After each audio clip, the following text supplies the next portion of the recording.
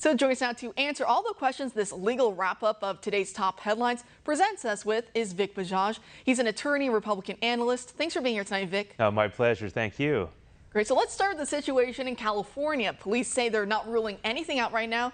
They said it could be mail theft, election fraud, or something else. We've also seen people appearing to steal mail on surveillance video, and in LA County, some voters worry that holes meant to help visually impaired voters may show whether or not someone voted to recall Newsom when it's all folded up to be mailed back, which could put some of those ballots at risk in the hands of political mail carriers. So my question to you is, with the recall happening next month, September 14th, could we see a repeat of 2020 since we're doing the whole mail-in ballot thing once again?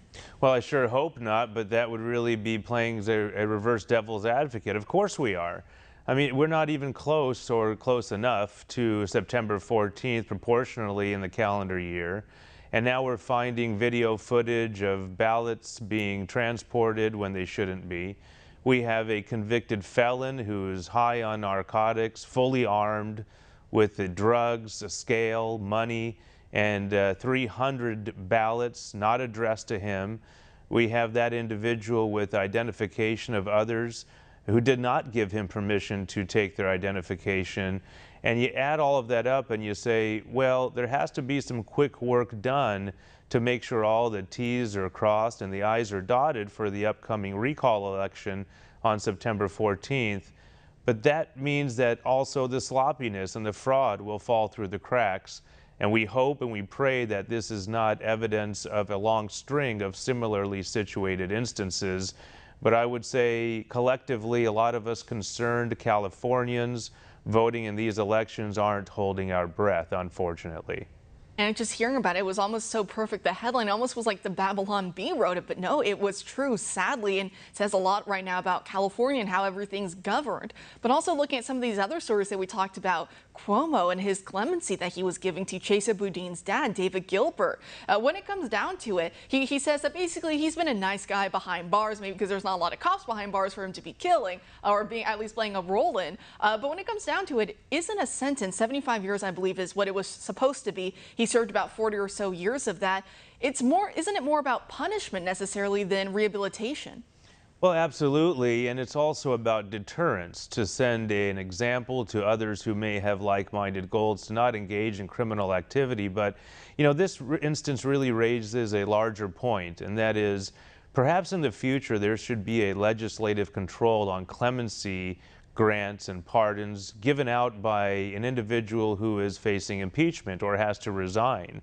We understand that governors have the implicit power inherently under their unique constitutions to grant clemency and pardons as they see fit, and that's fine. That's a power. That's the reason why those votes have consequences at the ballot box in each state. But there should be a prohibition to do that if you've voluntarily resigned or if you're facing impeachment process. And I think the larger issue, other than, of course, a cop killer should never get out of custody. That used to be a common denominator between law enforcement and politicians. Not anymore. But now we have across the entire nation political pull that's being used from a district attorney in one jurisdiction in California to a governor across the entire nation in New York to grant clemency for the prosecutor's son. I mean, it just smells rotten, and that's because it is rotten, and that's the larger issue. Why are we playing favorites here, and why are we handing out political favors? It shouldn't happen. Yeah, and it shouldn't. And when it comes down to it, it was funny when I saw Cuomo, he kind of did somewhat of a farewell address or some kind of, I didn't bother to watch too much of it, but what I did catch is that he, like a lot of other Democrats, like even we saw Obama after 2020, blamed some of the footing Democrats find themselves on right now on their defund the police narrative. And they say, you know, that it's unfair, it's only the progressives, but we know a lot more Democrats than just the progressive wing support the defund the police ideology. But it's interesting to me, so he'll pretend, you know, I'm not for defund the police, and then of course we might say otherwise, but really a lot of it comes down to these rogue DAs. Do you think that they also play a huge role in how policing is done and how these cities, I mean, look at Chesa Boudin in San Francisco right now. It's, as I said, it was a hellhole before. You know, we saw a lot of homelessness and drug problems. He gets in, things have only gotten worse. Well, absolutely. You know, here in sunny San Diego, we're the benefactor of the mess these prosecutors have made out of fine cities like Los Angeles and San Francisco. people who want to work in California, don't want to leave California. They're coming to states, or cities I should say, like San Diego, that have a bit more of a conservative approach towards protecting law enforcement and tax-paying citizens. You know, it used to be the case when a district attorney, let's say in San Diego, would have a defendant who happened to be in Los Angeles, and they would reach an agreement. They'd say, you know what, Los Angeles District Attorney, why don't you go ahead and prosecute Joe Schmo so the state doesn't have to pay for all the expenses to drag him down over here. You already have a case on him. I'll send you my case. Just prosecute mine for me, will you? And usually that's always a handshake and an understanding. Well, here in San Diego, I know of at least one case that was sent to the district attorney in Los Angeles and recalled by our law enforcement pro, District Attorney Summer Steffen, who said, I don't have any faith that the Los Angeles District Attorney is going to prosecute this individual to the fullest to protect even his own community.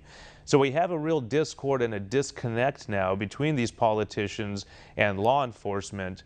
And the citizenry who has to be called upon to vote are now feeling the effects. We don't feel as safe as we once did, let's say 3 or 4 years ago, nationally or locally in our municipalities. And of course, our only power is not only to make sure our friends and our family are duly and constitutionally protected, but also to make changes at the ballot box. So we need to make those votes count.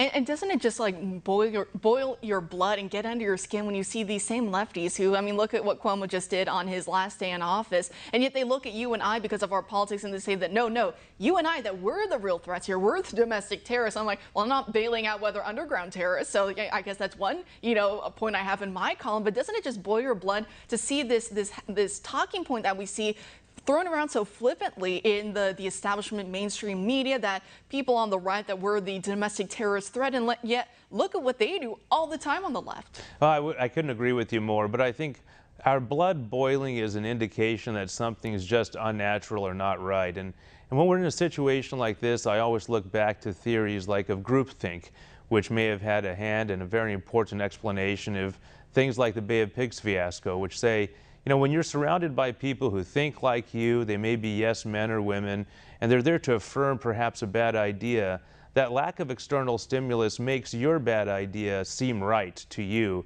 And if you're in a position of power, like governors are around our fine nation, well, that evinces and represents that righteous thought to the constituency. And through media, that message is spent, and people start to believe that's the right track. The dust will settle. We have to have faith in that.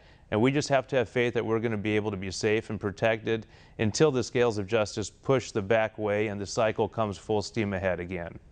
And now I just have to ask you, switching gears one more time to that other story that we started off the show with, the Minnesota one. Still a lot to get my head around on that story, but this mosque bomber, and now he's everything that the left, or really all people hate, but also now he's trying to play the trans card. He's trying to play the trans card to say, well, actually it was just this bottled up emotion I had. I was dealing with a lot of things internally, so help me, judge, let me get a reduced sentence and some other little freebies here. And I'm seeing a lot of unsavory people using that same excuse as well when it comes to behind bars and playing on left-wing, perhaps activist judges' sympathies. So what's going on here? Is it possible to get a reduced sentence because of this? What are some of the legalities behind it?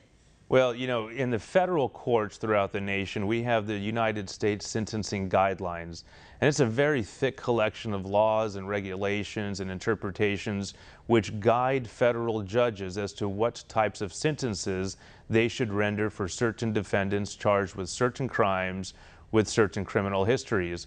Well, there's also a catch-all where the court can consider factors that are not adequately described in the United States Sentencing Guidelines and use that factor to either reduce or enhance a sentence, but mostly to reduce sentences. So that's what the defense is doing in this case. The rub is, and the problem is, that any judge is going to have a tremendously difficult time saying to themselves, well, I'm going to give this defendant a discount because of this sexual identity issue. And by doing so, I'm going to discount the victim group, the ethnic and religious group that was harmed by his or her actions. You can't have it both ways.